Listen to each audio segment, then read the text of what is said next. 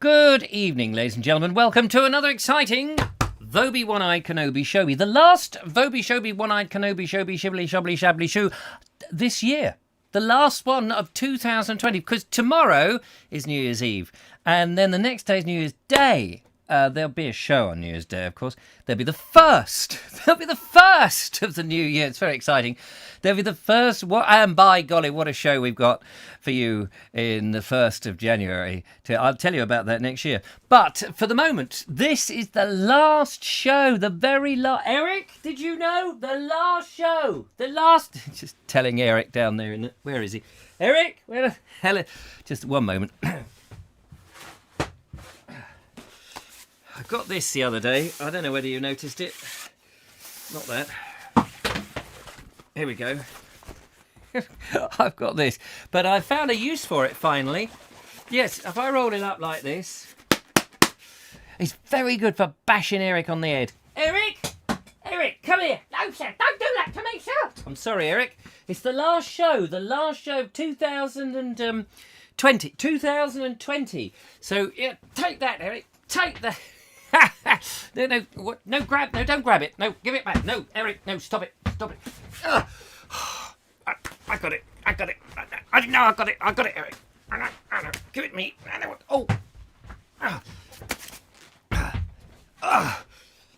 Come back here. Sorry about this, ladies.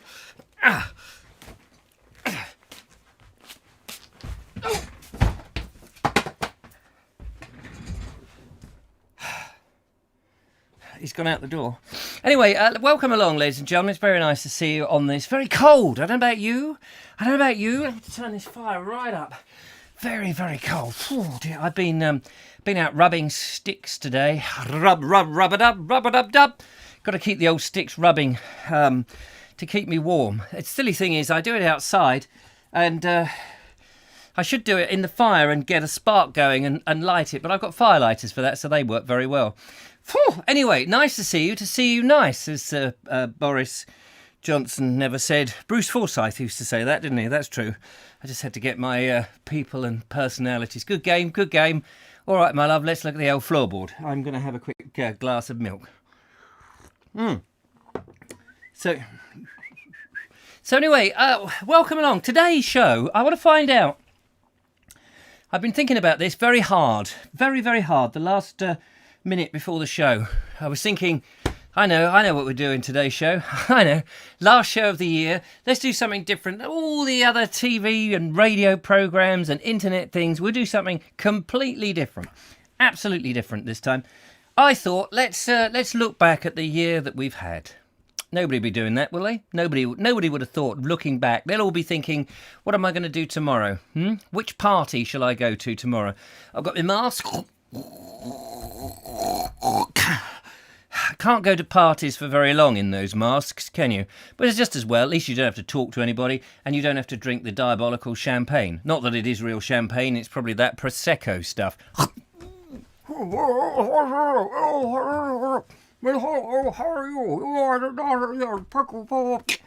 imagine that a lot of people now wearing these masks are very good at mime, or at least charades.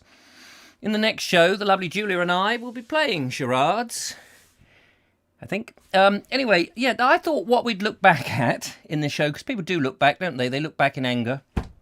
And they say, oh, you rotten. But I want to find out, what were the best things of the year for you? We know it was a rotten year. We know that there was this dreadful invasion of the small, squat people. We know that, but don't want to talk about that anymore. Definitely not. But I'd like to find out from you, not you, but everybody else. I would like to find out. No, you can go over there, put the little dunce's cap on. I'd like to find out what was the best. I want 3 things, ladies and gentlemen. 3. 1, 2, 3, 4. I want 3 things. 3 of the things that have been good. So you might have to rack your brains. I mean, now don't say things like, oh, we're choosing my latest mask material. No, we don't want any of that. Getting a nice... Do you know my son, Billy? He's my youngest son. He was the last of our family to be born. Well, actually, that's not true, because I've got grandchildren now, so that's all wrong. So I just made that up. But ignore the grandchildren. Just poke them back up inside for a moment. The last of my immediate family And by that, I don't mean the grandchildren. That's not a pretty picture, sticking those legs back up there, is there? Anyway, my son Billy... Don't take just a minute. I thought Eric was listening at the door. My son Billy, he's had a COVID injection. No, sorry, he's had not a COVID injection. Not a COVID. No. Not a COVID injection. He hasn't had one of those. He's had the the get out of jail thing. What do you call it? The vaccination. Thank you. Yes, he has had. No, genuinely, he has had a.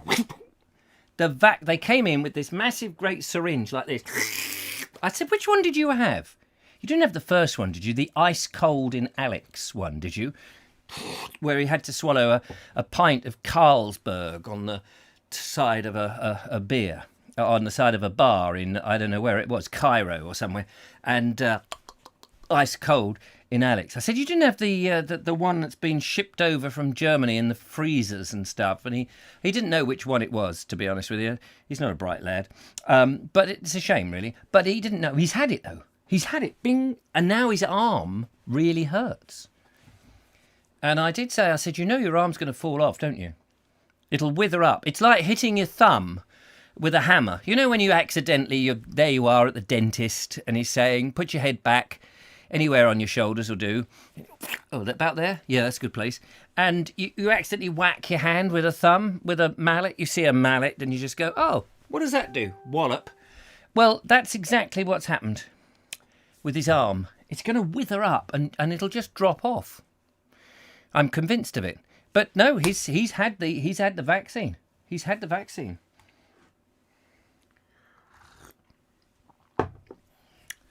It's only a matter of time now. Only a matter of time before he has the next one, because they have to have 2 jabs, you see. I wonder if they'll do it in the other arm, or whether, it's just half the body has been vaccinated. So he now has to sort of go around, whenever he sees people, he can come up that side to them, but he mustn't turn on this side in case, he gets a little bit of exposure. So he's all right on this side, and he can talk this side. Hello, how are you? Yes, I'm all right, thank you. No, don't come that way. Don't come over the other side. No, just got to talk to you there. How you doing? It was very nice. So he can, he's got a fiancée and everything, but now that he's vaccinated, of course, along with all the other 80-year-olds, it's perfectly fine for him now to go and have sex with somebody much, much older. He probably doesn't want to do that, to be honest with you, and I don't know why I threw that into it. It's just the very idea of it. But probably only from that side of the body. It's a fascinating thing, isn't it? Andrew Norris is out there. He says, any 3 of my videos will do. Any 3. Is that a song? Is that a song lyric? Nuka Seaglass says, sold my business within 2 weeks. What was your business? Is it any of my business? To know what your business is? Buying a new car, number 3. And number 2 was proposing to my fiancée on the 29th of February after 21 years of marriage and say, I'll never marry again. What? And say, I'm never marrying again, so this is the last chance saloon, mate. So that's interesting. Any more? I want 3 of your best things that's happened this year. 3 of the best things. David Vure says, blimey, I'm older than Andrew, but younger than Nigel. Good. And Andrew Norris says, first batch arrived here in Croatia under armed guard. Gosh, you would think that they were bringing into the country one of Andrew Norris's paintings or artworks. Because wherever Andrew Norris's stuff goes, there's an armed guard, because it's worth absolute fortune, don't you know?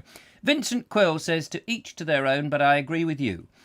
I'm not quite sure. Well, my first son is insane if he's been to Convid Vac. Yes, your son is insane if he's been... He's had to. He's had no choice. He didn't have a choice in it. He works for the NHS, you see. Probably what happened was... Yes, thank you. Probably what actually happened is that they probably had a few spare. This is what I'm reading between the lines, is that they had a few of them spare. They've got to get rid of this stuff. They cannot seem to be wasting any of it, like the normal wastages they do when, somebody will come in and say, oh dear, it looks like you've got a cold. One moment, and open a great big packet of tissues and say, there's a tissue.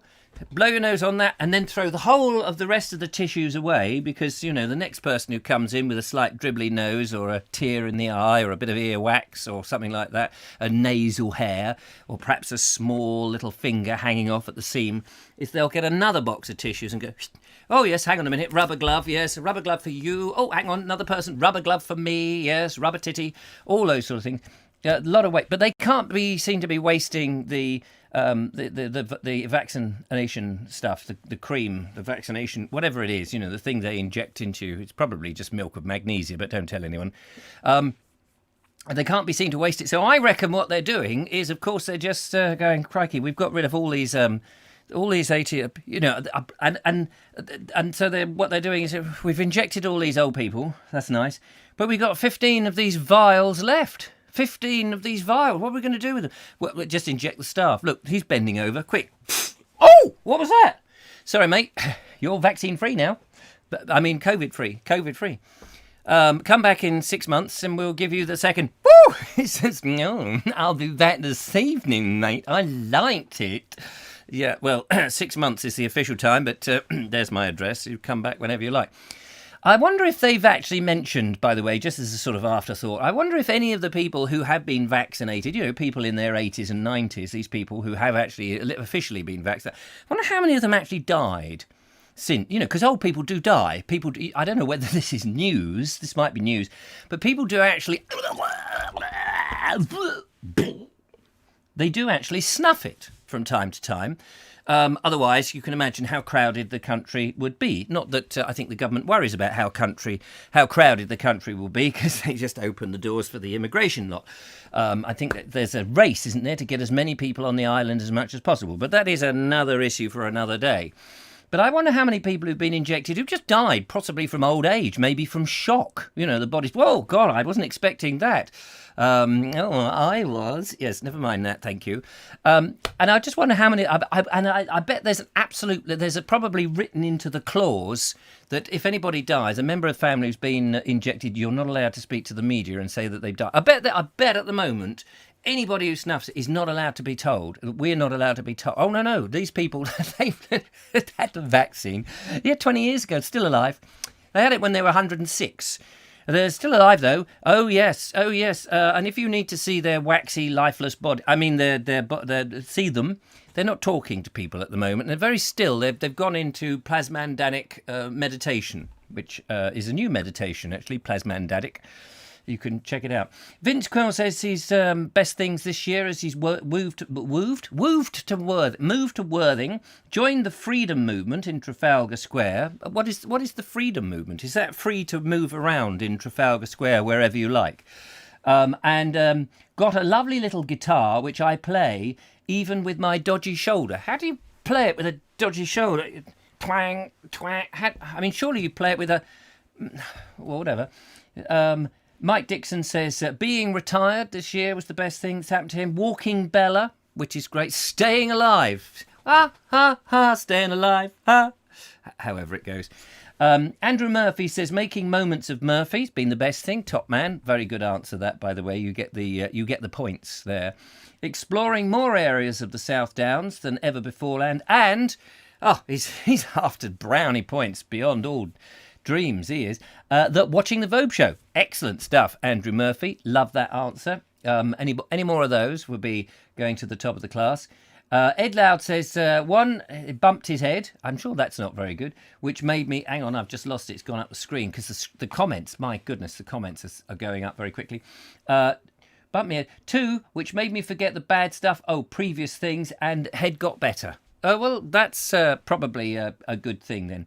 Tales from the Tombstone says, publisher, books, had book Tales of the Tombstone come out in 10th in general non-fiction competitions, and talking to you, Richard, was the highlight. I would have thought that was the low light, really, to be honest with you, but, you know, whatever. Thank you very much for that. Station Master's Choice is saying that being persuaded by my daughter to start a YouTube channel, that was a wise decision. Being able to get out in the very early mornings and exercise, good man. And being able to get away from something for a break, that's my 3. I don't know what gogleg cymru is. That does sound like some virulent disease in which there's probably a, woo, nice, I'll come and see you sometime. You never know. Lots and lots of... Jackie Trainer says 3 things: more time in the garden in the sun and being paid to do nothing. Pet of the old furlough stuff there. I'm afraid the Vobes show never managed to ascertain any furlough nonsense whatsoever. Change of job, easier one. Joining mere volunteers, just mere ones. Oh, they're just mere little volunteers. They are. I join them because they're. And getting a bunch of people to help in the garden. Mere as in a place called Mere, like presumably Mere as in a pond, large pond or a lake, a cross between a pond and a lake. I guess is what I'm going for on that one. Because you live near. I'm just trying to remember where it is. You know, that Mere something. In Shropshire, exactly. Well done. Another slurp of the old coffee down the gullet there. Very nice. Nuka says, we have a system called immunity. No vaccine needed for most people. No, exactly. To be honest with you, I mean, they launched the second one, and they're desperate now to get everybody vaccinated. Millions they're going to do. Millions. Oh, yeah. I was watching, I couldn't help it, but I was watching some of the doomslayers in the government. You know, the daily doomslayer government notices of absolute dire straits. I think that's also a band, although I don't imagine Boris Johnson and his henchmen were in it. But I was watching a bit of that, and I just thought, this is the load of absolute codswallop. And I heard a bit of Matt, Hancock, another doomsayer. I heard him on the Today programme when I was sitting in the bath, and I just turned it. This is rubbish. I'm not listening. I'm not listening to your negativity. And I just thought, I wonder how many other people are just going, talk as much as you like. It means nothing to me. Nothing anymore. Because it's the same old message. It's boring, yeah. You can't go out. You can't see anybody. Don't mix. You got to stick to this. It's like, yeah. Do you know, tomorrow, the next day. The next day, it's going to be so last year. It's going to be out of fashion. Thank God for that. We'll get into 2021 and all this, COVID? That's so last year. We don't do that anymore. No, we had a year of abstinence. Wasn't any good. Didn't like it. Didn't like the year of abstinence. It was a year of total and utter bonkers where the government went into moronic mode. Desperate to save lives. Desperate. All those poor people who want to die. Going, please let me die. Please. No, I don't want to live anymore. Please let me die. And those people who don't want to die are just going, I can't bear to live like this anymore. I'm just going to throw myself off the Eiffel Tower. Windermere, says Mike Stevens, apropos of something, but I was not privy to that. Michael White says, WHO, WHO, as in doctor, are being sued for crimes against the community. Are they? That's very good. I'm very pleased to hear that. Kerry Baldwin, here we go. This is her favourite things this year. Sitting in the sun and watching my garden grow. That's very nice. There's a song, isn't there? Like, how does your garden grow? And the wildlife that lives in it. And 2, starting my business. And 3, I'm alive! Gordon's alive! Oh, that's excellent. I'm glad you're alive. I don't like to perform to dead people. And Station Master's choice at Tunnel of Love. Yes, now he's getting a bit... Just because he's had an injection up the whoopsie. Is that what they call it now? The Tunnel of Love. Ooh, nice. You're coming up my tunnel of love. Know what I mean? Newgas, I can never say your word, Nicola, is a massive indoctrination. Nothing more. Nothing but indoctrination. Robert Croser says, I'll let my daughter know that. Very good. Mike Stevens says, if it is found that humanity made COVID, shouldn't the people who did it be tried for crimes against humanity? Well, I believe it is. Somebody was telling me that what it is somebody came out with a dirty pair of shoes at somewhere in what was it called? Yuan? No, Yuan? Not Yuan as in the name. That place in China where it originated. Where I can't even think of the name now. Sean's Garden Diary. Used to be an allotment. Used to be the Lifestyle Channel. Used to be a Welshman looking at England. But no longer any of those things. And he says, raindrops on roses and whiskers on kittens, bright copper kettles and warm woolly mittens, brown paper packages tied up with strings. These are a few of my favourite things. Oh, I see. Isn't that a? You want to write some lyrics? Get that down. Send it off to Disney. I think you could, if you got in your time machine, you could go back and do that. There would be what's her name? I'm sure it's something like Jane Popout. Oh, I can't remember. There was a film, Chom Chominy, Chom Chiggly Chap. I am a chap that's got soot on my back. I can't remember all of the lyrics. Anyway, it goes something like that. What else have we got there? And Vincent Quill says, the only way to get better is to keep at it. Maybe get a few more tunes under your belt. I did put some tunes under my belt, and I got to Nottingham very quickly, I can tell you. Mike Stevens says, I heard that COVID-21 will be internationally released soon, probably from KTEL, or Ronco, of course. But it is not the time and place for that. No, we've got a few more days for COVID-21. It'd be great, wouldn't it be great if somebody released a band? I think there should be a band called COVID-19. COVID-19, which would be great. Discovered that Julie Andrews grew up around the corner from me. She lived where she was about 16 going on 17. When you say she lived around the corner from you, you've moved around because you were in Cardiff, in Wales, in some Welsh town somewhere, and then you moved up to London. So which around where you live is that? Because that, could be a different place, could it not? You should definitely do that, Kate, says the lovely Julia. Julie Andrews grew up in Walton-on-Thames, says Michael White. And Notre Dame grew up in somewhere else. So anyway, there we are. That's the three of my favourite things, and thank you very much for doing that. Iggy Pop released a song about COVID-19. Not many people probably like Iggy, says Mike Stevens. I've never really heard anything by Iggy Pop. I'd like to hear something from Mike Flowers Pops. That I always used to like Mike Flowers Pops. I did actually email Mike Flowers Pops. This is true. Some years ago, about 2 years ago probably now, and I asked him if he would do a walk with me because I was listening to some of his music and I thought he looks like a game sort of chap.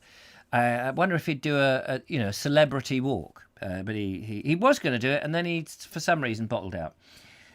Vincent Quill says, I wrote a song about COVID today. Well, I think it must be the in thing that people are doing. And Kate Evans says, thank you, Julia Hartley. Excellent. There we go. So I think maybe we should go into the video box now and see if there's any videos lurking in the box, because these will be the last videos of 2020, and it's well worth having a look at them. I honestly think that. So there was a bit of a clue there to a video. You suddenly saw it come on the screen. It wasn't supposed to come on the screen. That was one of the last mistakes that I've made in 2020, although probably the first mistake of 2021 as well. So we're going to go to Bernie. Bernie has sent in a video. Very kind of you, Bernie. Thank you so much. Station Master's Choice. And he was impressed by my little video I made where I walked back to school and looked at the old roads. He's been back. He's got a much longer film here, he tells me, but he's going back to where he used to romp through the fields back in the 1970s to have a look round with his grandparents at their house and what have you. So he's going to share some of those moments. He said it was a much longer video, but he's edited it down. So if it doesn't immediately make all the sense to everybody, it's because he's edited it down. Excuse me, that was a belch for the show. That would be the last belch of the year, ladies and gentlemen. The last belch. Probably coming up later in the show will be the last fart. We'll get that one out as well. And probably something else which will happen, which will be the last goodbye, I suppose. But we haven't got there yet. Bernie has got to go back in time in his TARDIS time machine.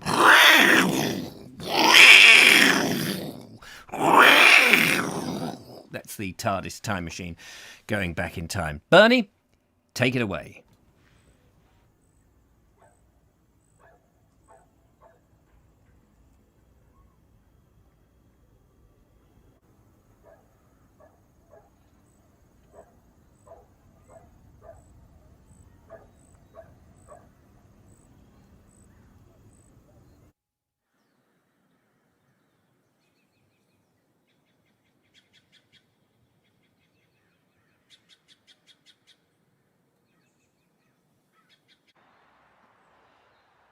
cottage you can see down there is Whitelands Cottage. That's where my grandad lived until Grandad retired in 1974. So the last time I stood on this spot, probably around 1972, something like that. It's changed a lot since then. The old way out onto North Trade Road disappears over there. Although it still seems to be that the old cowshed there is still in place. Over in this field here, where we used to graze the cows,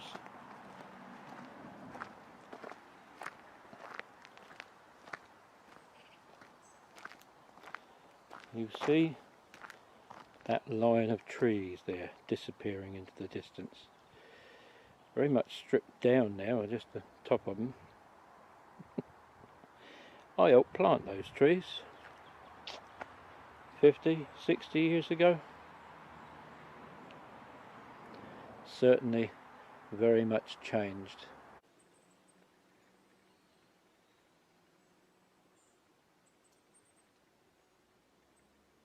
I remember that field very, very well indeed. That is where I first saw a rabbit with myxomatosis. And I don't even want to talk about that.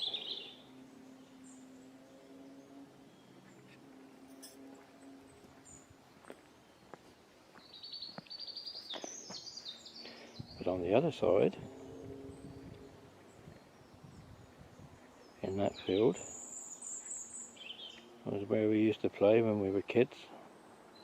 And during the haymaking, we used to sit under the corn stalks on a summer's day and eat our sandwiches and drink lots of fresh milk that Grandad brought home with him after he walked across to the main farm in the morning for milking.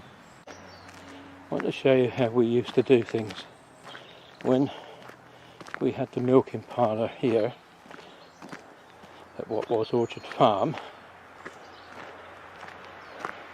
Milk churns used to be stacked on a platform on the main road, and the lorry used to come and collect them. And there,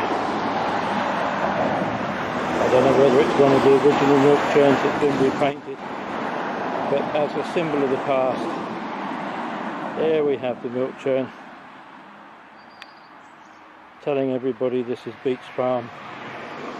On that note, and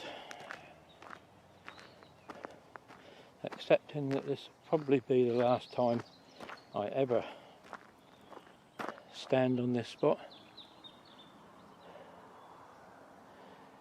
you've seen a part of me and my history. This is where I'm from, and I'm proud of my Sussex farming roots, even though I don't think I'd make anything of a farmer these days. So I'll say goodbye for now. There you go. How about that? And thank you, Bernie, for sending that in. Very kind of you. And it's great to see, you know, going back, isn't it? A bit of nostalgia. Everyone loves a bit of nostalgia, especially when it's your own personal nostalgia and you've got a thing to tell and you can look at the trees and say, do you know what? I planted some of those. I bloody well did that. I left my mark on the landscape, which is superb. More than I can say I've ever done. I've not left my mark on the landscape, unfortunately. But what was disappointing there, I'm assuming that those fields that you saw the rabbit with myxomatosis, which you very kindly brought up and then decided you weren't going to say any more about it, which was a bit of a shame, because I was like, well, what about it? What about it? And it's like, oh, you're not going to tell us. And then on the other side of the path where you had your sandwiches and what have you, was it gated like that back then? I bet it wasn't. Did it have the private don't come in notices? I'm seeing these notices private, keep out. This is our space. We don't want to like see you in here. Thank you. Everywhere. On my Sussex border walk, keep seeing it. And the people behind all these gates are going, no, but we're nice people. We are nice people. No, you wouldn't be nice people by putting up these sod off and keep off our place and keep it to your own side. fence. I don't believe it. I think, people who have to do that and put these gates and go, oh no, you can't come here. No. It's like, I don't know. They've either got an inferiority complex or they're just too snooty. No, it's far too snooty if you like. No. Oh, we're definitely farmers, but we don't actually get our hands dirty now. It's all done on remote control, don't you know? Yes, right, mate.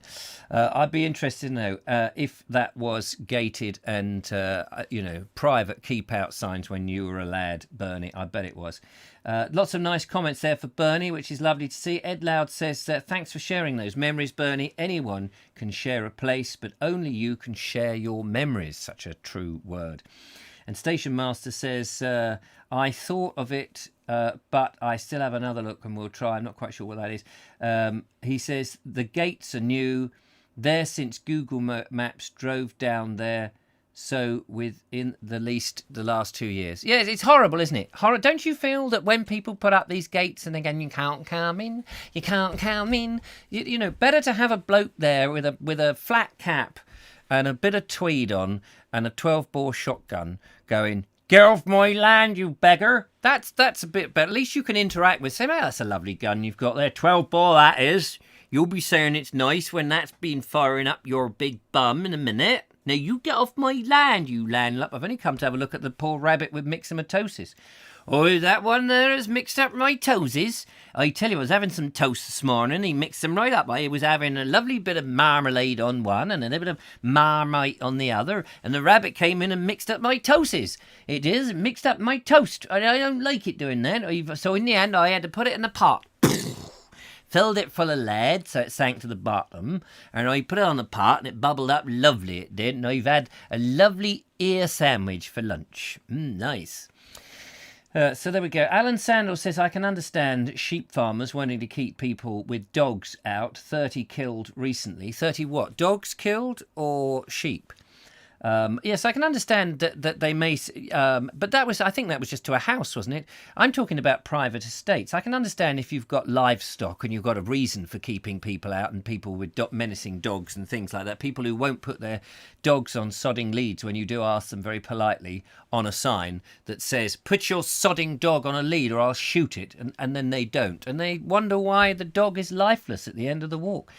But I'm talking about the estates, these estates with these mock gates that say, private.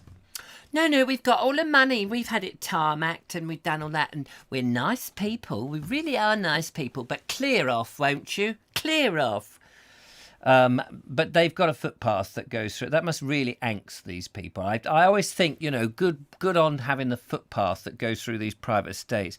Oh, yes, Tarquin, we have to put up with the likes of these people, the plebs who walk along on the public footpath. I didn't realise when we bought this Georgian estate and 500 acres of meadowland and a deer park and a dovecot that we'd have a sodding great footpath coming through, and hordes of them come through our land and they sit on the footpath and have their sandwiches, dropping banana skins and crisp wrappers all over it. Oh, you do have it hard where you live, don't you? Yes, I do have it very hard. It's a hard life I lead. Yes, I can see that. We, luckily, were more astute.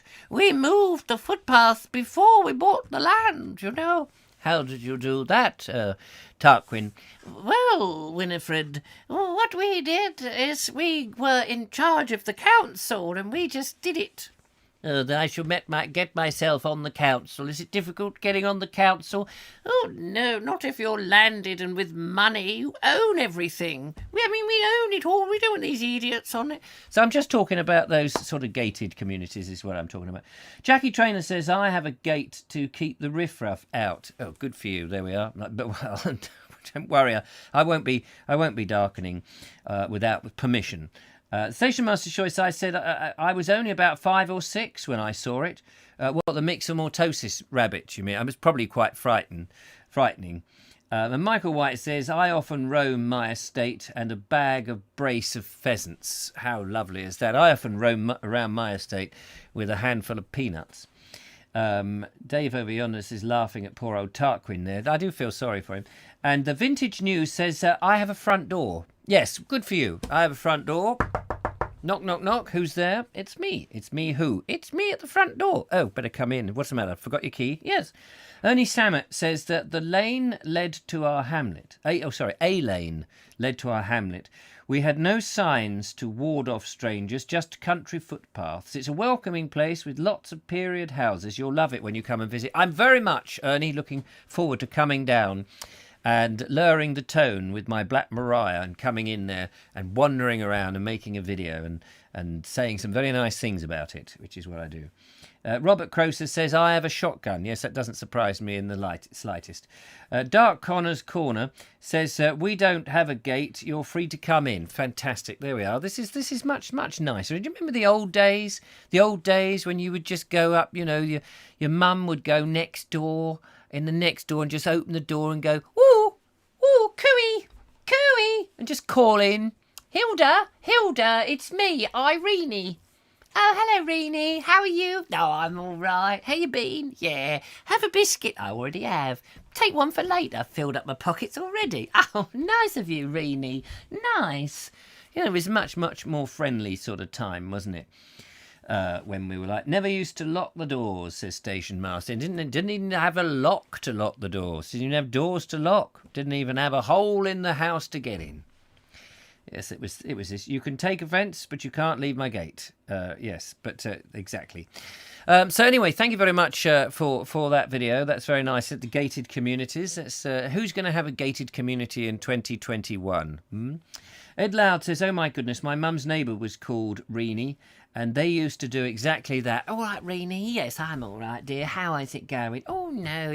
I've been trying some of that new brighter than white washing powder. A man came and did the Daz channel challenge. He's now on EastEnders, you know. Is he? Oh, I don't watch that. No, it's too common for me, EastEnders. Oh, I agree. It's far too common. I used to watch Emmerdale when it was about a farm. And then they changed the name. It was never the same. Oh, I know what you mean. It's like the Archers. Oh, I can't stand the Archers. Why's that? The pictures are all wonky. Oh, I know. I have to imagine all the characters myself. It really gets confusing in my head, especially the one with frizzy hair. You don't like the one with frizzy hair? Never have. Never liked the one with frizzy hair. I always thought she was, you know, a bit too snooty. She is snooty. She's supposed to be snooty. She's written snooty in the script. Oh, I didn't realise. I have to go and reappraise it then, Reenie. Yes, I think you should. Anyway, I must go. I've got more talking and gossiping to do with old Beryl. Beryl? You'll be lucky to see Beryl. Why's that? Oh, she's at number 32 with the other woman. What woman? The woman whose name I can't immediately bring to mind because I'm making this up on the spot. Oh, that woman. Yes, I know. The same one. I can't think of another classic. Winifred, isn't it? Yes, I think it is Winnie. Winnie, that's right, Winnie. Apparently Winnie's got to go down to the sea. Why is she going to the sea, Winnie? Oh, she's got to go to the beach, hasn't she? Winnie going to the beach? Yes, Winnie Bagos very soon, I believe. Anyway, on that note, ladies and gentlemen... Oh, hang on, I've got to get out of character. Sorry about that, I had to get out of character. There was a moment of absolute finesse going on in my life. Lovely to have a bit of finesse in the show. We always like a bit of that. Let's go and have a little gander in the... Echoing Vobes box. Yes, the Echoing Vobes box. Sorry about the echoing there. All soaps are samey, says Sean James Cameron. Or is it Mark? Mark? Where are you, Mark? Mousel, Richard. Yes, good old Mousel. Yes, we're going to go bit, and then I'll open up the phone lines and we can have a chinwag on the old telephone, if you like. I'm just giving you plenty of notice so that you can get ready with your finger on the dial. I'll make sure the number is really long so you dial a long, long time. Right, we've got... let's have a look at Mike Stevens has sent in a video this evening, and this is the last of the Daisy videos, I'm afraid. Now, this video was obviously filmed before Daisy sadly passed away. Just so you know, we're not going to actually go down to the taxidermist in this video, although I don't know that maybe Mike has got that planned. I hope not. This one is it's a tribute, really, to Daisy. It's one of the last videos of the year in the video box that we've got for you this year. But don't panic, we will have videos in the next video box, I'm sure, in the next year's video box. I've got yet to sort of build it and make it and plaster it with gin. But Mike Stevens. Did I say Mike Smith before? May have done. I don't know what's going on the matter with me. Whoever wrote the script, I've got to sack. Anyway, here he is, Mike Stevens, with little Daisy. Well, the star of tonight's video is Daisy Cat. Here she is. What a gorgeous girl she is.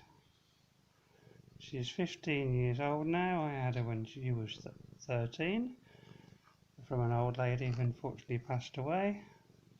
I had her from Cat's Protection, and she's been a lovely girl. Can you see the white fur under her face there? And indeed her paws are tipped with white as well. Just a gorgeous girl.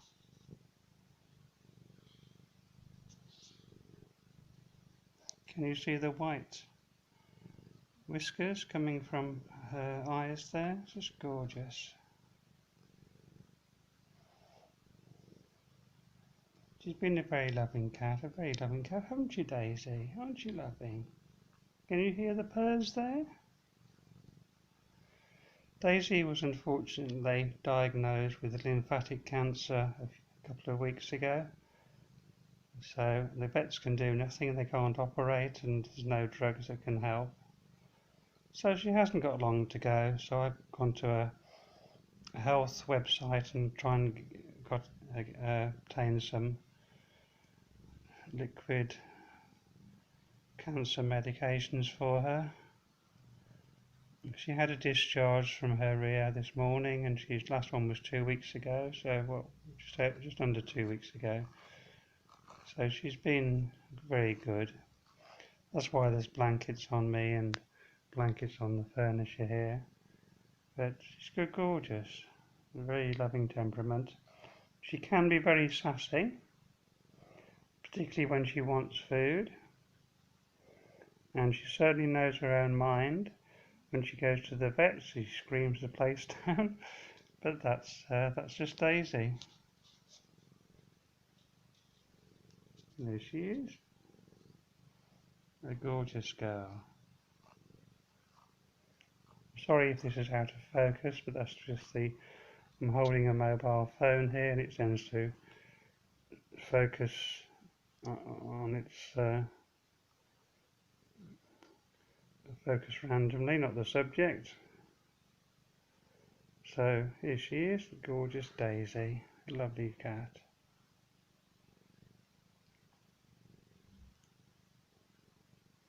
She loves being groomed like this.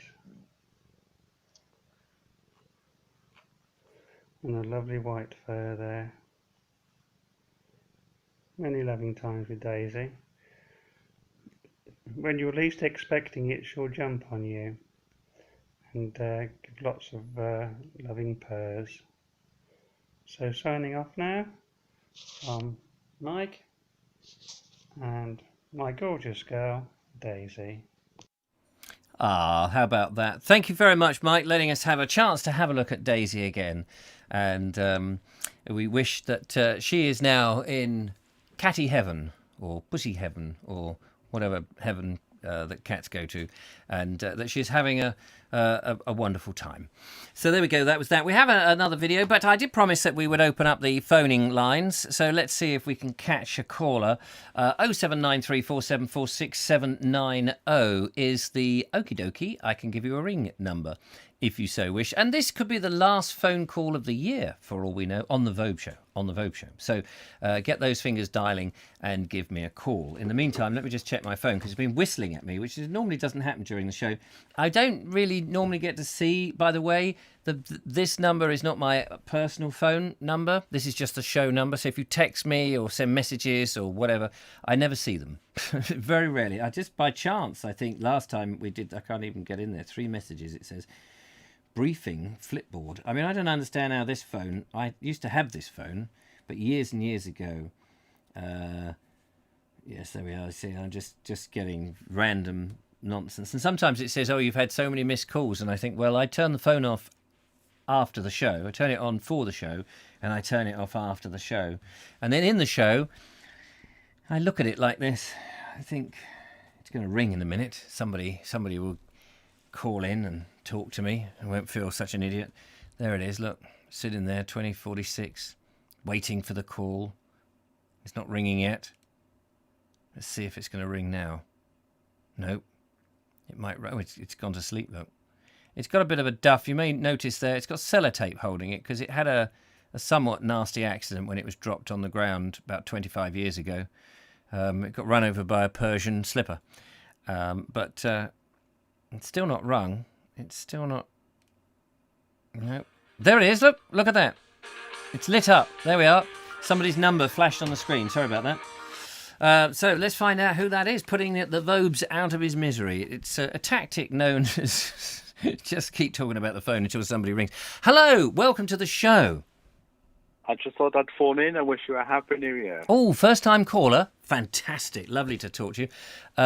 Wait a minute. I recognise that voice. Are you the person who lived near Julie Andrews? No, Julie Andrews lived close to me. Oh, it's that way round, was it? Oh, I see. And Florella Benjamin was down the other side of the street. Oh, I see. Not on the other side of the bed.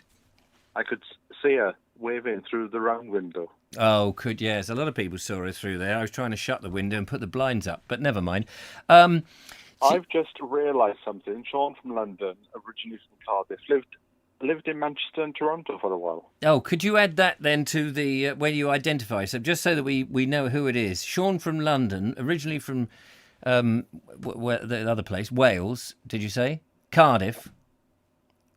Yeah. And then add the other... I wasn't listening to the other place. One was what? San Francisco, did you say, or somewhere?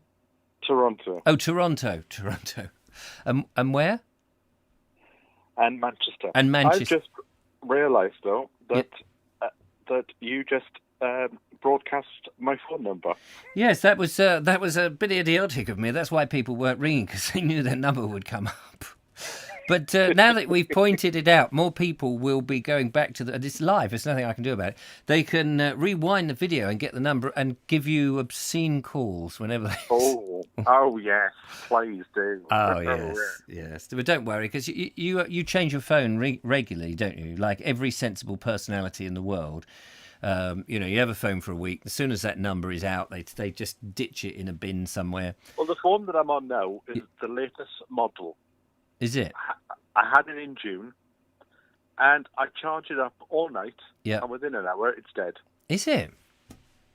What is the latest model? What are we talking about? It's called an iPhone SE 2020. An iPhone SE. Well, I'm a bit concerned that it'll stop working at the end of tomorrow night. Maybe it's just a 2020 phone. Well, maybe it only works until you've got another year, and then it conks out. See, because next year will be 21, and then it'll conk out. Was it expensive? Are they top of the range or something? Well, I'm still paying every week. Every week, yeah. Your YouTube £2 account must down. be earning you a ton of money. My YouTube doesn't seem to earn me any money, but yours seems to just, you're buying things left, right, and centre. How is it? How have you made it work? Well, I might have to get a new shed because I noticed today that I couldn't get into my shed, and Is that because you filled it up with stuff you've been buying? Yeah, and I wiggled the lock. Yeah. And the key fell off it, and the key snapped. Oh no! So I had to break into my own shed. Yes. Tonight, I've had to leave my shed exposed tonight. What you should have done, of course, you should have been clever and put a little time-lapse camera on there and gone back at night with a mask on, because everyone's wearing masks these days. It's all the fashion, It'd be so last year in a couple of days. And you should have gone in there and then gone to the police or gone to the insurance people and said, look, I've been burgled, and here's the proof. I've got a picture of somebody who looks remarkably like me, but wasn't me. Because I was behind the camera. Obviously, someone's got to be behind the camera turning it on. See, I was behind the camera filming. Now, I didn't want to approach him because he looked violent as opposed to me. Well, I've actually got a camera on my shed as we speak. And while being sat in the house, I can bring it up on my computer. Wonders will never cease. No wonder the BBC are worried that people are going to be tuning into other things like, what's my shed doing today? Oh, yes. Oh, it's amazing. I can put the camera up in the corner of my plot and just get on and do what I do on my plot. Don't talk to the camera. No. And the people, they watch it. They love it. What people? The viewers. Well, I realise they're viewers, but who are these people? A lot of people who are disabled, they can't get out, or they've had a bereavement and they don't want to leave the house. So Yes. they like to just watch people do work in their gardens. It gives them a sense of air, Yeah. that they've been out and got a bit of fresh air, or they put it on when they're doing the ironing or something like that. Yes. This is what they tell me. Is that right? It's funny because I often thought that this would be great entertainment when my father was in the home with dementia, because he couldn't follow a narrative. There came a point where the television would have even the most simplest of plots. He would have no idea. And I thought, you know what you want. You want to stick a camera on a canal boat or on a car or a milk float and just go down the streets or walk, you see. And I came up with this idea of armchair video, because there loads of people were doing it anyway, and it's just like a point of view thing. But I think even that would be good, just watching somebody, just have that on the... That's what they want to do in the care homes with people, not try and put afternoon television, what's in your attic, and sell my cat at the nearest cattery or whatever it is. But to have, somebody like you just pottering around in your garden, and they can go, I wonder what Sean's wearing today. Oh, he's got those trousers on today. And it's a little bit of conversation. What I want to do. That's my ambition for next year. It's a good ambition. I wouldn't mind streaming from the... So as soon as I turn up on the plot, I switch the camera on, and it just live streams. Like, you could do it for your breakfast, and I swear, people would tune in. Yes. If you switched it on 7 o'clock in the morning, yes, and just went about your day, yes, people would be sat there. Yes, I have actually. I mean, I've got years ago. I did think about of putting webcams all around the house before But when it was dial-up and people were just experimenting, I thought, you could turn this in. And then, of course, it's now a thing where people do have their houses and you just watch people going through their life, scratching their arse and things like this. And but I just wondered how many... That's exactly what I'm doing now. Thanks. And I just wondered how many people are actually going to give you any money for it? Well, that's the trick, isn't it? You've got to... I mean, it's all very well just plodding along and doing it, and then people are watching. But what's the, I guess there's some benefit for some people, but it seems far too altruistic for me.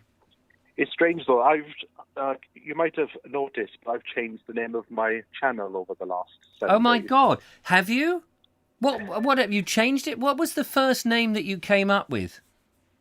Well, back 12 years ago, it was the Horticultural Channel for about 6 or 7 years. Gosh. And then the Horticultural, that's very posh. Yes.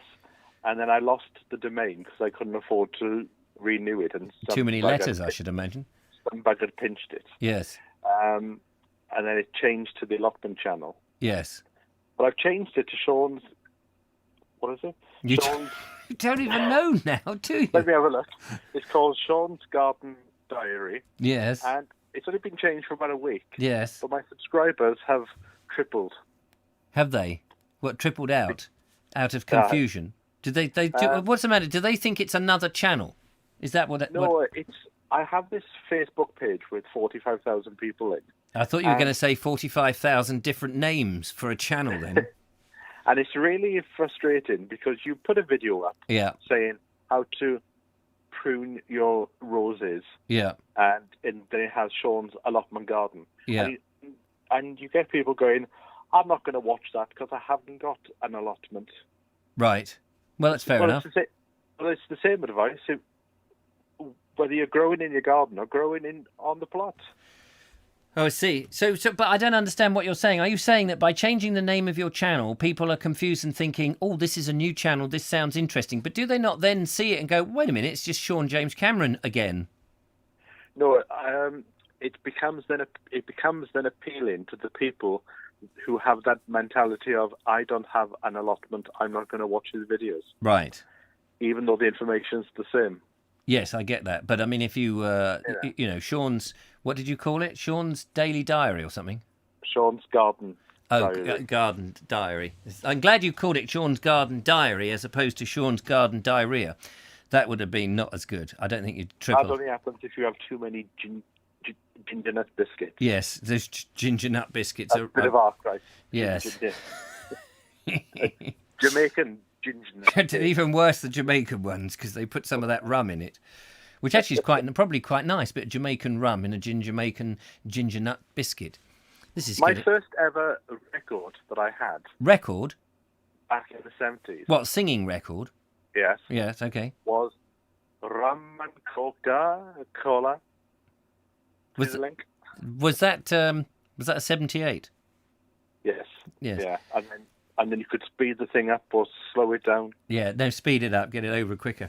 Anyway, it's lovely to talk to you. Thank you for being the first. I mean, because the switchboard, as you can imagine, is just going bonkers. Well, I saw it was hot. It was hot. I'm not going to be able to get through. No, there's a rush. There's an absolute rush on today with phones and calls. And the next person, but rest assured, the next person who rings, their number will not be shown broadcast. I don't want to put people off. But I was happy to do a bit of free advertising for you, and I won't charge you. Rightio. Well, I'll send you a copy. As a thank you, I'll send you a copy of a book that I've got come in from Amazon. Oh, yeah. About this man that goes to Swansea. It's great. Could you sign it for me? Because I've got the Essie, and I've got the Pioneer. Is it the Pioneer? Clearview fire. I can have one for each fire now. They make great firelighters, although it's printed on vellum. It's very nice paper. Just a shame. A way to get your YouTube channel out a bit more is I think you should get some stickers made up. Of what? And as you're walking through the countryside, yeah. Every time you go through a gate, put a sticker on saying this has been featured on the Vobes show. Yeah, that's right. And then I'll get the police saying I'll be done for Bill Stickers or Bill, whatever his name, Bill Gates. You've got to get the word out. Yes, thanks. I'll get it out. I'll leave you to go quietly. Thank you very much for calling in. Take care. Bye for now. Happy New Year. Happy New Year. It's not quite New Year yet, but anyway, that was Sean James Toronto from Cameron. No relation to an ex-Prime Minister there. So Station Master's Choice says the main thing to watch on my TV is YouTube. That's a perfectly good thing. That's going back a bit, says Ernie Samet. And Mike Stevens says films from directors like Bronson, Cocteau, Kubrick, Noir and Fellini look better on a TV than a phone. I bet they do. And I don't know half those names anyway. Why is it that some of these old, these film directors and people why is it they all have very weird and wacky names instead of just nice, simple names like Roger Fish? There's a name. It's a good name, I suppose. I find that, you're reading a book and then they've got this person who's got this name that's unpronounceable. I just don't want to read that. So in the end, I just swap the name. So you might have, I don't know, someone like Michael... I don't know, I'm trying to think of something now. Something Gigibokona or something. Gigibokona. And I just go Smith. I just change it to Smith. It's easier to read that. And every time I sit, my brain just goes, oh yeah. And Michael Smith said, or whatever the name was, I just transplant it with words that it's easier to pronounce. I don't want to have to keep reading these silly words that you can't pronounce. Really, it irritates me. Richard Vobes is one of those names that's easy on the tongue. Exactly. I mean, I deliberately chose a name that was easy on the tongue. Haute couture, says Dave of Your. Rabin Rubelindum. Unpronounceable. Rib Badin. And then people get upset when you can't read their name. They get a little bit upset when you can't read their name and you go, well, I'm sorry, but if you got a name that's unpronounceable, expect people to be unable to pronounce it. That's how it works here. You're welcome to give us a call before the next video. The number you require is on the screen. 0793 4746 Tell us about the favourite things that you've done this year, the successful things. I'd like to hear from you. Tell me some of your stories. Go on, give us if you've never phoned the show before, don't be scared. I'll be nice. I am nice. 0793. If you've never phoned the show before, go on, risk it. Give us a phone. It might be the third item on your list of things that you've done this year. Here we go. Look at that. There we are. It's a piece of cake. And see, I didn't put your number on the screen or anything like that. Hello to the caller who's just called me live on the show. Hello, Vobesy. It's Ed Loud. Ed Loud, good to hear from you. 3 things that you've made life so much easier for you. this year? Oh. Or not them easier, but I mean the 3 positive things that have happened to you this year, apart from banging your head. Oh, right. Yeah. Oh, you've put me on the spot now. I was thinking about this earlier and I had it all planned out. Yes. But all right, but leave that I think, number one is just the people I've managed to meet despite COVID happening. I've met some lovely people this year. Yes. So, yes. For someone who sort of didn't have any friends and never went out, it's been quite a revelation. That there are people and you can make friends with them. Yes. I never knew there was people. My goodness, that must have been quite a revelation. And they come in all shapes and sizes, don't they? Yes. Some are squidgy like me and some are less squidgy. Yes. And some are more squidgy. Oh, are they? Yes. Oh, good. So meeting. So that's one lot. Then you've met people. That was interesting and fun. Anything else positive that's come from this year that you can think of? I think another thing to do with your show was just finding out that I love making videos. And when are we going to see some more? As soon as I can get hold of a computer to use that's powerful enough to finish off my videos. I've got quite a few in the pipeline that were done during the first lockdown, and a couple of the viewers have even had a sneak peek at them. And, they're just waiting for the final cut. So right, okay. my brother, bless him, needs his laptop for work. Oh, does he? Now he's back at work. But as I said before, I've got a new job now, so I'm just saving up for a new laptop. Oh, well, there you go. Well done on the new job, which is good. So the last one then, the 3, we were after 3. So the first one was finding out that there's people out there and meeting them, which is great, which of course you're not supposed to do. That's one of the things you're not supposed to do this year. Early in the year I could, early in the year I was doing all right up until, when was it, March or something. So it's probably bad for most people, but from my perspective, I've socialised a lot this year. Yes. So yeah, that's interesting. So I'm glad that you've done that. And then the second one was the making the videos, but not actually finishing them. And the third, then what's the third good thing that's happened this year to you? Oh, third good thing that's happened this year. Yeah. Apart from talking to me. Yeah, I off the top of my head, I can't really think of anything. But maybe you've made lots of bread, haven't you? You've made a lot of bread, and you've told the nation about your bread. And in one of the show, we saw you actually making the bread. Yeah, to me, making bread is something I've been doing for years. I wouldn't say that's something I sort of just started all of a sudden this year. Well, no, it doesn't have to be. I mean, it just has to be a good thing. There's no. You could lie. You could say anything. Just lying down was the best thing. You could say anything. It doesn't really matter. I think if I could pick one for society, it's maybe realising what we've got instead of what we haven't. Because I've noticed a lot of people this year are more thankful for the small mercies, perhaps. Where'd you get these small mercies? I keep hearing people talking about these small mercies, and I'd gone into Marks and Spencer's. They don't have them, and I thought if Marks and Spencer's don't have them, who is? I mean, the church, obviously, but you're not allowed in the church unless you're a church goer. No, I think, just mentioning Marks and Spencer, I heard a lot of people sort of thanking the staff in the shops a bit more than perhaps they normally would. And I was in Sainsbury's one day and I just heard some lady thanking a member of staff for coming in and, being there. And I thought, that's great. Quite often when I was working in shops, people wouldn't even look at you. They're just they get their stuff and walk out the door and they've not even said so much as a good morning or a thank you or anything, that meant a lot to me, having worked in supermarkets most of my life. That was quite a good feeling just to see them getting a bit of respect for a change. They still had the bad customers who scream and shout at them and things like that. But I think most people go in with a good heart and look on the positive side when they go for a shop, I guess, now. Well, I would hope so. I was thinking most people probably do go in with a good heart and come out with a pig's bladder. Or a leg of lamb or something. Sometimes you go to a shop and you get a bad experience. And it only takes that one person to ruin the whole experience when, in fact, your shop going around that supermarket has relied on 8, 10, 12 members of staff, all pulling their weight. And it only takes the person at the checkout to be in a bad mood on that one day, as you found out with your experience about the queue, for long-term listeners, which is such a pity because most of them are just normal people doing a job. And when everyone else was sort of trying to stay at home and keep safe, they were still going to work, just like people in the NHS.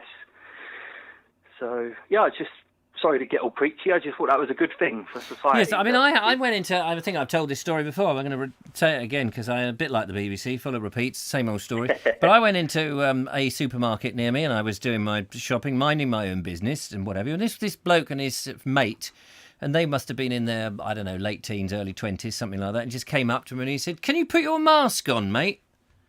And I looked at him and I said, "What do you mean?" He said, "Can you put your mask on, mate?" I said, "No." I said, "Yes." Sorry, I said, "Yes." I said, "But you don't mean that. You mean, will you put your mask on? Not can I?" I said, "Yes, I can, but no, I won't." And I walked off. Yes. Yeah. I mean, they shouldn't just presume that you don't have no want to idea. wear it. They should work on the assumption that perhaps you've got a jolly good reason not to wear it. Exactly. Well, I don't wear it now. I go in there. I don't even bother. Before I was like walking in the door, fumbling with the thing, pretending to be about to put it, and then you pass the person on the door who's just making sure everyone's got the mark. But now I just walk in. I don't wear the sodding thing. It's all a con, and I don't believe in any of it. I'm guilty myself of taking extreme measures, but not to sort of keep myself safe, but just because I'm currently sort of caring for 3 different disabled people on and off, so I'm sort of trying to be extra careful, whereas perhaps earlier in the year I was taking a few more liberties than I am now, So, like before Christmas, I kept myself isolated for near enough 2 weeks, because I was going to help someone who's disabled, a friend of mine's mother. So, it just makes sense for me because I was caring for my father on and off because of COVID, that the people who normally provide care can't always be there. So it just absolutely. It's horses. It's obviously horses for courses, and those people that need to do it. But it's a personal choice. Nobody's dictated to me that I have to do this. If you actually read the government's website and actually read what they say on the website, there is so many get-out clauses for not having to wear it. It's not a mandatory thing. That's the thing. People are led to believe that it's mandatory and that you ought to wear it, but it isn't, because if you read all the guidelines, even in Tier 4, when we went into Tier 4, I went, right, okay, let's actually go to the website and never mind all the spin and what you can't do and what people are saying. Let's see what the legal text says. And I am perfectly at liberty to go out in my van and make my videos. I can be outside in a public space and I can do all these things. And also then about the mask wearing, I'm perfectly able to go in and say, well, I'm exempt. You don't have to tell anybody why. You don't have to tell them. Yeah, it's a bit like I was on the phone. When was this? Must be about 2 weeks ago. I was on the phone to the job centre. Hopefully, one of the last calls I ever have to have with them at this rate. But I was saying, well, I can't do this course you want me to do. I've already made arrangements. I need to go and care for my father. I need to do this and do that. And the woman says, well, you can't do that. There's a lockdown. You can't do that. And I said, excuse me, I've just looked at the government website. It says that you are allowed to provide care. Yes. So my social bubble has just kind of become 3 disabled people. My next door neighbour, my father, and a lady called Margaret. And I just sort of spend my time when I'm out and about caring for them, giving them hands with things, like Margaret helping her with her, what do they call those things, mobility scooter.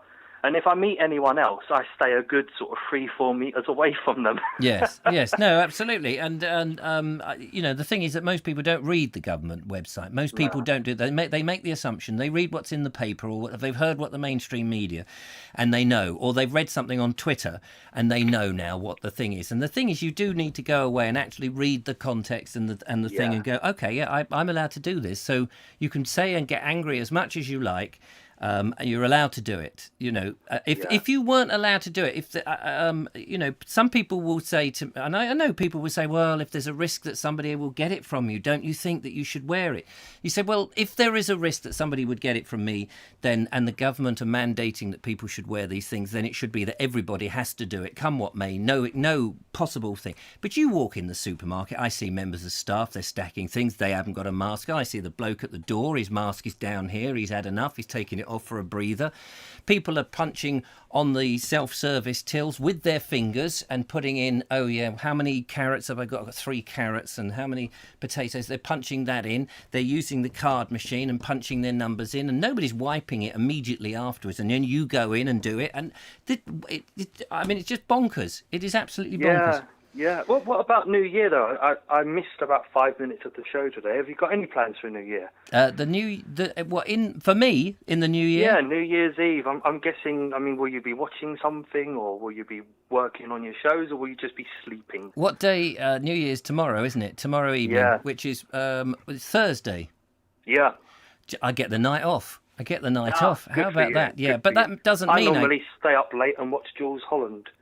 Oh, okay. I tend to go to bed much earlier. It's the only thing I watch on TV all year, pretty much. I watch that and. Okay, I don't think I've ever seen Jules. I've heard the name. I don't know what he does. He plays a piano, doesn't he, or something? Yeah, he plays the piano. He just has some crazy live. Well, it's meant to be live. I've heard it isn't, but he has some crazy music. So there's nothing else to do. I don't go out on New Year's Eve. So apart from the 1 year I didn't have a TV license, I watched that. I suspect I should be probably just doing a bit of research for the next day, because I would imagine that New Year's Day, and if it's a nice day, New Year's Day would be pretty quiet first thing. And that for me is the time to get out and make a video before everybody else. Because as soon as, if it's like Christmas Day, oh my goodness. I mean, I thought, right, everyone will be opening their presents and doing quiet things. And I went down to Bognor, and the world and his brother were out there running and walking their dog. The kids were out. And I thought, my God, go back in. This is my time. Thank you. I'm making a video. Will you please bog off? You can go after 10 o'clock when I've finished. But I got down there early in the nice morning light, and blow me, the world. And it was the same. It was the same when I was filming in the spring during lockdown.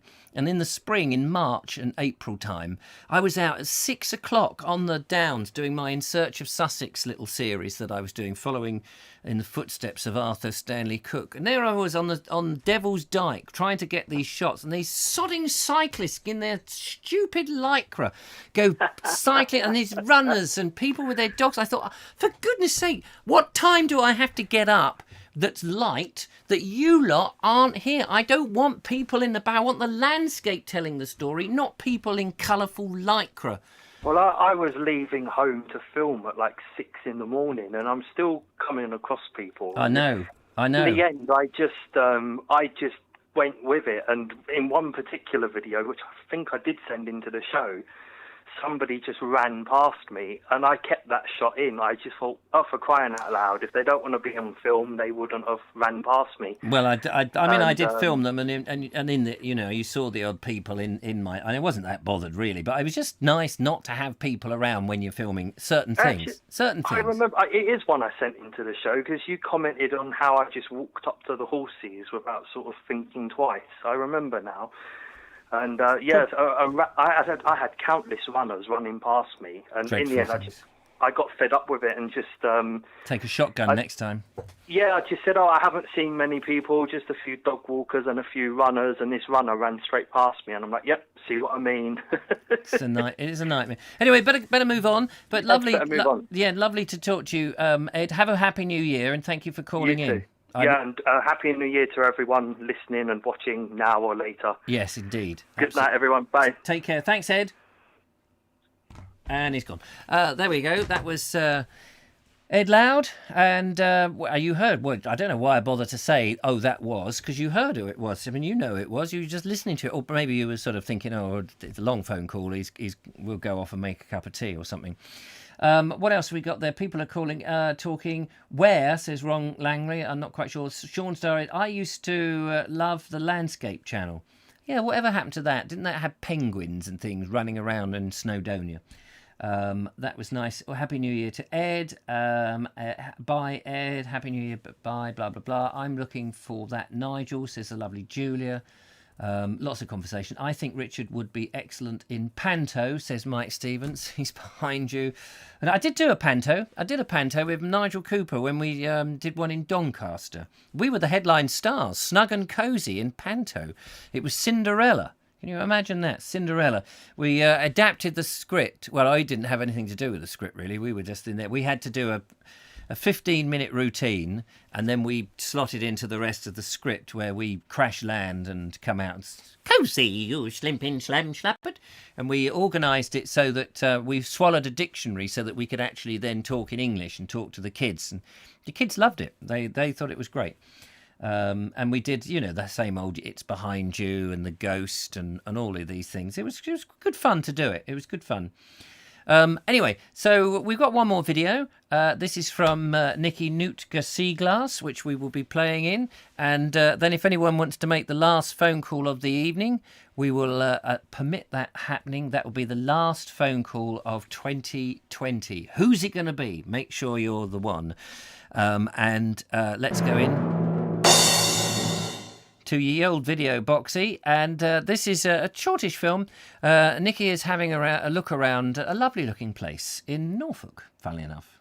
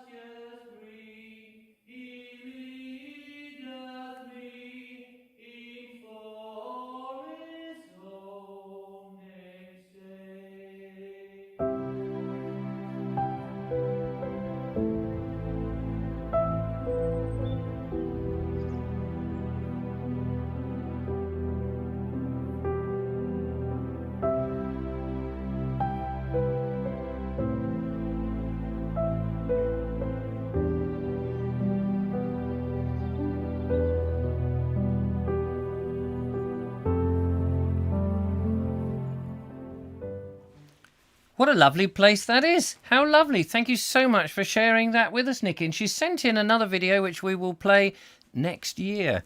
How exciting. Can't wait. So there we are. That was our video selection. Thank you so much for sharing those. And we'll go back, and if anybody wants to give us a tinkle before the end of the show, because there won't be a show tomorrow night, I figured that I wouldn't bother to do a special show. We'd do one on New Year's Day. As it just happens to lay out that way, but I think people will be blowing up their balloons and bursting them with pins. Who's going to be our last caller on the show? Call the Vobes on 0793 4746 790. Tell us the best things that's happened to you this year, or apart from COVID, what has been the most terrible thing that's happened? Not in a sort of sad way that, Uncle Tom Cobley died in a horrible grisly death. We don't want to hear that. Thank you. Keep your miseries to yourself. But if there was something funny or unusual or peculiar or strange or weird or a bit or a coincidence, we all love coincidences. Or if you've done something dramatic, maybe you've converted from one religion to another religion, or perhaps you've seen the light, or perhaps you've just changed the light bulbs. Whichever it is, give us a call on 0793 4746 790, or alternatively wait for somebody else to actually make the call and don't ring in yourself and lose that opportunity to talk to a loony on the internet. This is your chance in 2020 to talk to the last person to talk to the bald-headed loon on the Vobes show. Who's it going to be? Is it going to be you? Or if you've not called before, it'd be lovely for you to call in and give us a tinkly winkly. But if not, you don't have to. Time is, the sand is running through the timer. You know, the little egg timer that has that wiggly sort of shape. Give us a call. Meanwhile, we'll have a quick look at that nice video, says Peter Coombs. And we have a phone call here from the lovely Julia, who's on my home phone. Hello, lovely Julia. Nope, we have nothing there. Hello? Oh, it died a death. There, well, that was the lovely Julia. I think she suddenly realised that she's dialed the wrong number, maybe. But we have another call here. Let's find out who that is. Hello, caller. Welcome to the show. What ho, what ho? What? I'm looking at the chat and I'm seeing Nigel's tempted to phone and Robert's tempted to phone, but no one is bothering to phone. Yes, they're all tempted. They're tempted. All tempted, yeah. Tell us about Croatia, first of all. We understand that you've all fallen down a hole. Well, the earthquake at the epicenter, which is about 70 kilometres from here, has been pretty devastating. Has it? 3 towns. They're all historical towns. Oh, no. I mean, one shouldn't be any more upset, because just as many people are likely to be, if it was in a modern town, but for suddenly historical town is sort of like, oh my, all that history is suddenly. Well, yes, and the houses are not so rigid, let's say. A lot of the roofs have collapsed and walls, but to be honest, I haven't looked at the news. I can't bear to watch it because it's just really too much. Yes, absolutely. But luckily, it occurred. The big quake occurred around 11:30 during the day, so people were out or people were better prepared to not lying in their bed. Yeah. There have been casualties, but apparently some of the rescue dogs have managed to find some people in the rubble and dig them out, and the casualty numbers have been minimal, although tragic as it is. Yeah. It's difficult. I find that the news thing is people get hooked on the news, don't they? And they like to watch it and get all the grisly details and things. But if you think back to the days when the news was either a paper that came 3 or 4, the news, something happened in one part of the world and nobody knew about it for weeks. Days before you heard anything about it. And so your emotions couldn't be, because the thing with the news, you can now hook on and just see a YouTube version of there's somebody in Croatia who's got his phone out as it's happening and you get all the shaky footage and you're getting your emotions all wound up, really for no reason, because there's nothing you can do 70 odd miles, kilometres away. And yet it's an unnecessary worry, unless of course you know somebody there who's personally related, because people are having tragedies all over the place. But if we were bombarded with all of that, we'd just go mad. Well, you need to filter it out a bit. But this country, in a way, because it's pretty much a homogenous country, and because of the war that people had here, there's this kind of common shared experience. So when a tragedy like this happens, the whole country kind of gets together. It's really touching. Yes. To see these convoys of trucks and diggers and food and water and mobile caravans all heading in that direction to go and help these people. Do you feel slightly out of it if there's an event that's shared by all those people, but you being a bit of an outsider, even though you've been there for 15 years? Do you feel, this is their thing, not my thing? Well, I mean, being an outsider is actually is an advantage in many ways, particularly as I was filming The Village. They saw me as this crazy English guy just walking around with a camera, so I could get away with it. But, I've invested so much of myself in this country so that when a tragedy like this happens, I can't help but feel brought up in the emotions of it. Yes. And also because I felt the effects of it in my studio. I could hardly stand up. Yeah, with no. it shaking. So luckily it's a solid building, so there wasn't really much damage, just things falling off the wall. Thank goodness for that. So tell me some of the things that have been good for you, Andrew, this year. Well, I suppose changing the direction of the filming that I was doing in The Village. I'd spent 10 years filming the people there and what they were doing, and it's been a tremendous thing to do. But I got to a certain point when one of my dearest friends, he died fairly suddenly, and that was the last film I made about him and the villagers. And then I thought, after so many years of filming them, I should maybe turn the camera on myself. And so that has been good, and actually it's helped me tremendously with my self-confidence. Oh, good. I never used to like the sound of my voice, and I would always be very, very shy about even people taking pictures of me. But since actually I have to give you credit for that, because of you've given me this platform to show little films and get an immediate response from people with whom I share a particular culture. And it's something I really miss about being here. But I love being here, don't get me wrong. But, there's nobody here with whom I can share these kind of cultural English references. When Nigel Sadler mentions just the word Thunderbirds, I'm taken back to when I was 5, 6 years old. Yes, absolutely. Yes. And hearing the accents of people like Robert and Mark in Cornwall, and even Ed Loud, his London accent. It's a joy to hear all these different accents. Yes, and I'd love to get these people in a room just so that I could hear them talking amongst themselves. Absolutely. Well, going back to you doing your videos and being worried about your voice, of course, everybody comments that we love your voice because there's this British element or English element to your voice, but then there's also the Croatian element. Did you always roll your R's the way you do? No, that's something I've had to teach myself. And I walk when I walk my previous dog, and I would practice, speaking aloud. I would read to my dog as we walked, so that I would, be able to read kind of fairly fluently. And I have a technique which I wrote on the DAP a couple of days ago when you were reading what my technique was. But I practiced, and also the rolling of the R's. I mean, I still can't do it properly, but I've certainly changed the way I speak because of having to roll them. And you do that so that they understand, because that presumably is a natural part of the Croatian pronunciation of words. Yes, it is. Yeah. Yeah. Because I mean, to be totally honest, when I first heard you speaking and you were English, and I thought, oh, this is English, and then you were rolling your R's, I thought that's a bit affected, isn't it? But then as I carried on watching, you realised, and you started to hit, and I was watching some of your other films with other people, and you could hear that was part of the language, and I just assumed that you'd like when you.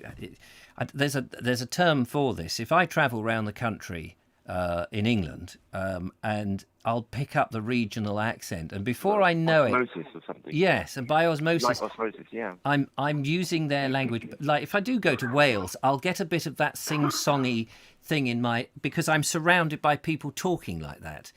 But but when I'm back home here, I don't do it at all unless it's in a comedy fashion. Whenever we go down to Dalmatia, where Jasper's parents are, she adopts the Dalmatian dialect. Oh, right, yeah. And, I struggle to understand what she's saying half the time. Oh, really? I do anyway, but it just complicates it a little bit further. But it's interesting the way that, I've noticed it myself, in the past where I've been with people and have adopted their way of their pattern of speech. But it's absolutely brilliant that you do these videos on yourself because it has opened up a fascinating interest for all of us watching.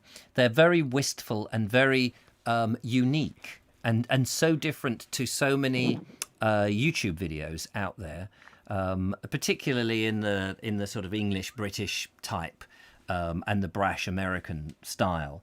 And you draw, you're an artist, and there's something about that comes all the way through, even if you're just mowing the lawn with your, or not mowing the lawn, but using your monster. The monster. Cultivate, yes, exactly. Yeah. But it's the simple. There's me always trying to go, I want to get this shot here and I want that, and I want to get a crane over here and do all this. And then you're just, yours is it's simplistic but so effective. Well, I only ever shoot each scene one time. I don't go back over it because I like the spontaneity. But, I think ahead.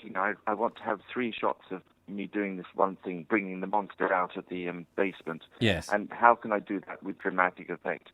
But, I use GoPro like you, but I love the GoPro. Yes. I really love it. And the quality of the film. Yes, I do, yeah, because it's so convenient for me. Oh, it is. Oh, absolutely. I mean, I love the convenience of it. I've just grown to hate the everything's in focus. Foreground, background, there's no separation, there's no... there's these sort of technical things. It's a story which is important.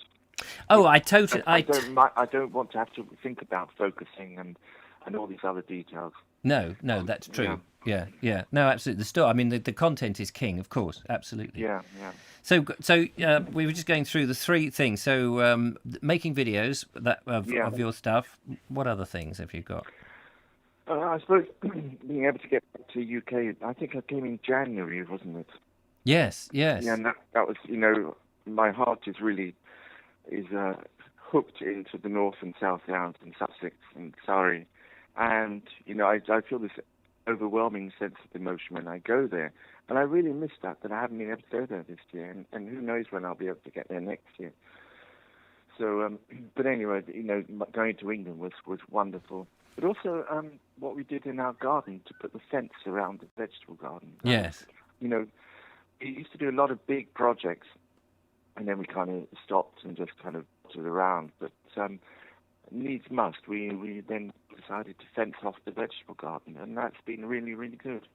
It's funny because just by doing that, by defining that area, it makes that area have a purpose, doesn't it? It does indeed, yeah. And the meadow a little bit further up, I've cut the grass where I'm going to then have the wildflower meadow, and hope that will work. But I wanted to ask you about the chap whose wildflower meadow you filmed. I wouldn't mind speaking with him. Oh, or getting some advice about when he cuts. I think he cuts at least once in the summer. Yes. Just to kind of keep the grass down, but then to give subsequent flowers an opportunity to grow up. So I'll be very interested. Oh, yes, I can put you in touch with him. I can definitely put you in touch with him. Yeah, if you think you wouldn't mind, I'd love to just have a chat with him. I just need to remind myself to do that. That's the only trouble with me. It's so easy. I'll send you a message if you like. Send me a message, and then I can. Yeah. I'll sit on the email, and I'll immediately go. Oh yeah, I'll get in touch with Michael. Yeah. Michael, I can't remember his surname now. Michael, and his lovely wife. Yes. Fascinating bloke. And I aim to go back. He's a sculptor as well. Oh, cool! Yeah. So you'll have a lot of you'll have a lot in common with him to chat about. Yeah. He does ironwork, and he has his own forge. Brilliant. Yeah, it's an interesting chap. I bet. Anyway, yes. Try and get one more phone call in, either Robert or Nigel, or maybe a female voice. I've never heard Linda Kane speak. Ah, yeah, Linda Kane. Is Linda out there? Maybe I've not seen Linda's name. Could.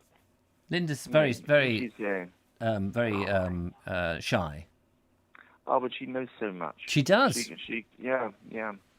So I will hang up, and maybe Linda, if you are out there, give us a call. Give us a call before the end. Yes, absolutely. Well, lovely. Thank you so much, and I'm glad you're safe. Anyway, and thanks to everyone who asked about my welfare. I'm really touched. Yeah. No, we're fascinated by your way of life. I think many of us are jealous in one way or another. I mean, may not all want to go and do it, but it's just wonderful to be able to watch it.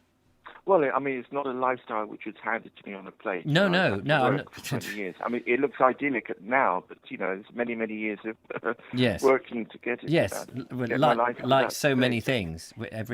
People assume. Well, at least have a vision. Yeah, definitely. Yeah. All right, matey. Okay, take care. Catch you later. All the best. Bye-bye. Yeah. Bye.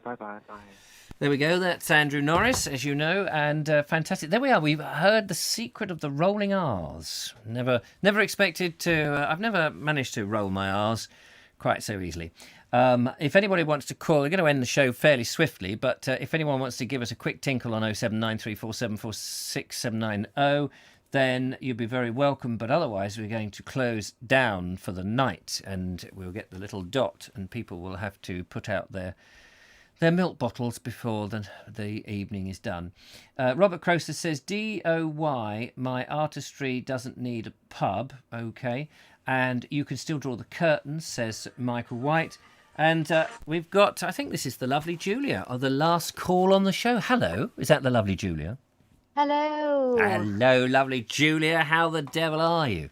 Hello, lovely Richard. I'm good, thank you. How the devil are thou? Oh, I'm very, very well. It's lovely to hear your voice, to be the last caller of 2020.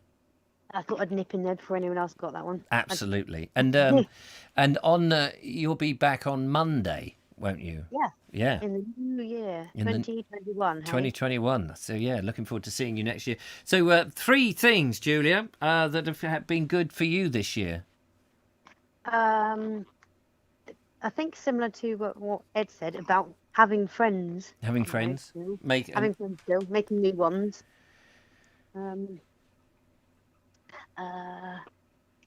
Joseph's first year. Joseph's, yeah. So lots of firsts for Joseph, being, a kiddie at that age, learning to walk, going to Wales, didn't you? You went to Wales and he was running around the fields. That must have been an amazing experience for him. That was fantastic on that expanse of old farmland. Yeah, because he was just managing about 6 or 7 steps, wasn't he, when you left? Yes, and when we came back, he was like, fully fledged runner. Going for it, really, just a little bit wobbly still. Yeah, I'm surprised you didn't call him Roger Bannister, because he was running like the 4-minute mile. Bum bum bum bum bum bum. That joke went right over my head. But... Oh, sorry about that. Yeah, Roger Bannister. Okay. He was the first bloke to run the 4-minute mile in 1950s, I think he was. I expect Nigel Sadler will suddenly tell us exactly when it was, or Sean James Cameron will have Googled it. So yes, so that was that. And what about? We still managed to get on the canal boat this year. Oh yes, and that for me was one of the and the fact that for me the thing about the canal boat was that we had a story, even though it was a bit of a, a trial, but we had a little bit tumultuous, but it kind of gave it a bit of drama, didn't it? It did. It certainly did. We had that, the problem with the heating, the problem with the boat was booked wrong to begin with. We were given a long boat, then it flooded. Then we went on another. Are we not going? Oh, are we still not going? Or are we? Oh yeah. Switching boats. We run, go. Yes, absolutely. It was a wonderful thing. And we haven't done as many videos together as I would have liked because of the COVID situation. But also, you've got a child now, and it's now that he's running around and he's loud, and he has finally inherited the title of Hurricane Hartley from his big brother. Oh dear. But fortunately, we're still bubbled. So no matter what the government does, we can still do Vobe shows, and we can get some walks in and all of those in the new year. Indeed. So that would be good. So the port bubble is still intact, which is yes. They haven't managed to shut that down as yet. So in the new year, it would be interesting to get what people are hoping for, what people are looking forward to, what people's plans are. So maybe that will be the Friday show on New Year's Day, so people can go away and think about that and come back and tell us all the things they're going to be doing. And if anybody wants to make a video of themselves just using your phone, just switch on your phone and go, "Hi, this is David Hethel-White here. I'm planning on flying to the moon this year." Whatever it is, maybe make that on a video. Do it this way round, though, on landscape rather than portrait, and send it to me. The instructions are in the description. So that's it. What will you be doing, Julia, on New Year's Eve? Probably watching things on Amazon or Netflix with the boys, really. Ah, that would be nice. So it'd probably be very similar to the usual routine. Yes. Will you stay up to watch it in? Yeah, well, I'll let them stay up as long as they can. Yeah, they haven't got school in the morning, have they? No. Hopefully that would give me a nice lie-in in the morning. Yeah, I hope so. No doubt I shall be in bed early, because I should probably do some research tomorrow and then whiz out and do a video in the morning. I was going to say, you'll just bounce out of bed in the morning and poodle off and do some filming. 6 o'clock, that's me. I'm the 6 o'clock man. Brilliant stuff. Well, better end the show, really, but thank you so much for calling in, Julia. Oh, thank you. It's a pleasure. It's lovely for you to be there, and also, of course, we can wish everybody a happy New Year together, which we would have done on a show if you were in. Yep. So happy New Year, everybody. Happy New Year, everybody. Enjoy it. Enjoy it, and just remember that 2021 is going to be so different than 2020. It'll be the year that you get a jab in the arm that you didn't want. I thought it was going to end on a positive. Oh, yeah, sorry. I'm not getting it. I'm not having a jab in the arm. I don't care what they do. It's positive note. A positive note. Look after yourself, Julia, and I will no doubt come and see you very soon. We're bubbled up, so you can invite me over for lunch if you like. Yeah, we'll do some nice broth. I know I'm cheeky for inviting myself over, but it's easier for me to come to you than you to me with the kids. That's right. Cool beans. Well, happy New Year, everyone. Enjoy tomorrow evening, and we'll see you on Monday. Well, I will. Yeah, looking forward to it already. Take care, Julia. And you take care. Bye. Bye-bye. There we go. The lovely Julia wishing everybody a happy new year. And I second that. I second that too. Thank you so much for watching today's show. Thank you for sending in the videos. Thanks to Julia and to Judith for monitoring and making sure everything is all tickety-boo and working well. I pressed the wrong button. That's the one I wanted to press. Thank you also for supporting me and the team here, for those that have and have donated either your time or your videos or indeed your money, or have kept the Bald Explorer stuff going. Thank you so much for that. It's been really important. And thank you for coming along and encouraging me those days when I've been tired and unable to be funny, and those days when I've ranted and gone on subjects and you've disagreed with me, or you've found it offensive and all that you haven't thrown me to the lions, that you've stuck with me. Thank you for that. I appreciate that. You may know that this is, although, this is my way of earning a living, one of the ways I make the videos, I come and do this and all of that. I don't have a normal job, as it were. This is my job. And just to say that not always do I get it right. And you probably know that I make mistakes many times. I'll say the wrong thing. I'll be probably un-PC. I'm trying to entertain. I perform. I may have an argument on the phone with somebody and disagree vehemently, or I'll try and get and I may put my foot too much in the wrong way or whatever. And it's a learning curve, and I'm trying the best I can. But I hope that I've been some means of entertaining this year, and I've stepped up to the plate when things got bad. People have emailed me and said that some of the stuff that I've done has been very helpful. I've also had those emails that told me to get off and shut up and not say anything, but I do tend to ignore those because they're in the minority. I never really listen much to the minority, especially the wokey ones. So thank you very much for everything that you've done and supporting me and the lovely Julia and all the other team members, and thank you to my team as well. Too many of them really to mention, but Matthew Holdsworth is one, the lovely Judith I said, and many others. Richard Suggett, who's come in and assisted from time to time, and Mark English, of course, who's been in many of the videos. And I know I'm going to miss people out, which is very embarrassing, but to everybody on the Vobes team. But more importantly, never mind all them. They wanted to be here and help. They all wanted to do it. Thank you to you, the lovely viewers, who without you, we wouldn't have anything. So I really appreciate you coming in and doing it and putting up with some of my stupidity and nonsense. So happy New Year to you. Have a great New Year's Eve. Whatever you're doing, enjoy yourself. I have a Philip Mercer story for you tomorrow on my sister channel, The Bald Explorer. No idea thereafter what I'm doing or where I'm going next. Hopefully more border walks, but I'm not quite sure. Probably will take place next year now. So look after yourselves. Thank you again. And I will see you all in this guise next year. Have a good one. Bye-bye. Bye-bye.